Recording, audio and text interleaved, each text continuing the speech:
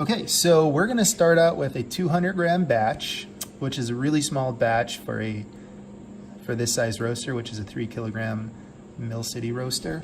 And I guess it should probably be noted the reason why I'm doing these videos, these experiments, is that I want to get a better idea of bean movement and bean probe placement.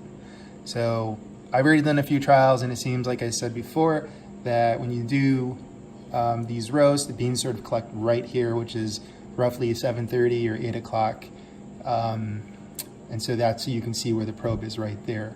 Okay, so now it's really a matter of, okay, if I have 200 grams, am I gonna, is that going to still be too small, or do I have to go higher? And so I'm going to be doing increasing batch sizes as we move along here. But we'll start at 200 grams. I think that'd probably be the lowest amount that I'd want to do, and then go from there. The other thing is that I'm going to do varying drum speed. So we'll start low, go high, and that will give us an idea of perhaps what drum speed we need for a 200 gram batch, so on and so forth.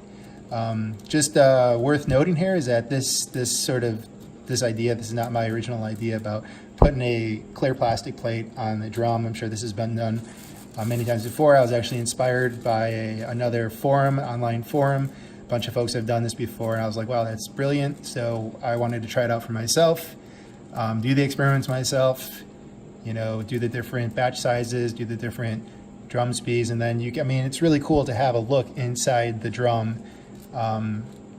So this is, I think it'll be insightful, but who knows, maybe I'm just wasting my time. Anyways, this, just to give you just a bit of background. So the plate was actually just made from some plastic at Home Depot. They have a lot of different thin plastics, and I just basically created a template from the actual steel plate of the Mill City roaster.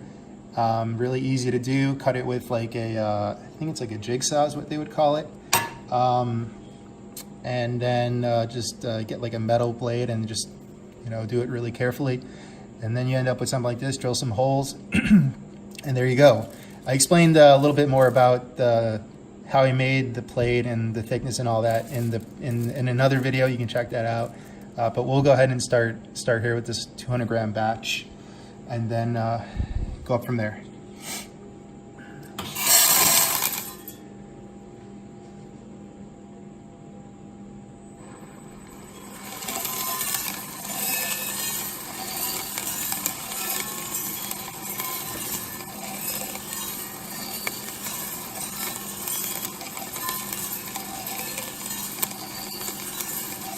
It's 10 RPM, and this is actual RPMs. In a previous playlist that I did, the first one, I just did the dial setting on the drum. I found out that it was about, the dial setting on this drum for the drum speed was about 6 less than actual RPM. So I've adjusted these experiments, and so these are what I think would be pretty close to the actual RPM. So this is 10 RPMs.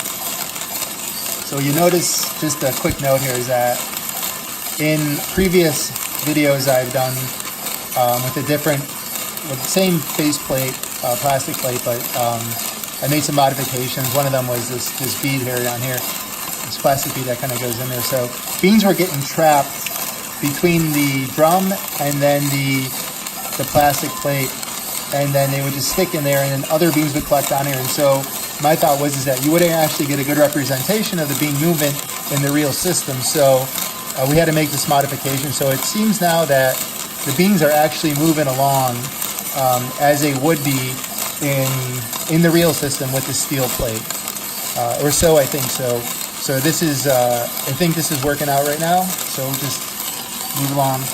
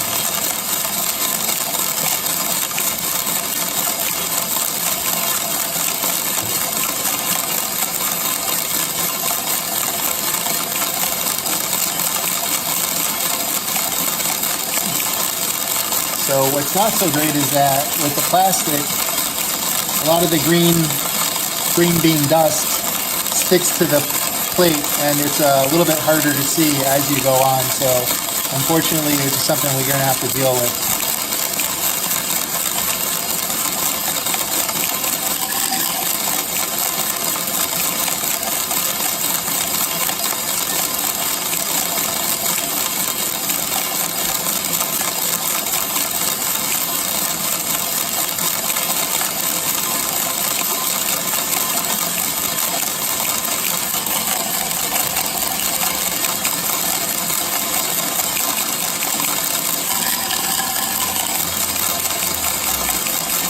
So another thing to note here is that the bean probe is like right here, and I mean, I'm not quite sure. This is actually a question for the community, whether or not that's in there. I mean, it certainly looks like it's in there, but are beans moving too quickly? I'm not quite sure, but it seems like this is a good place for the probe with this size batch.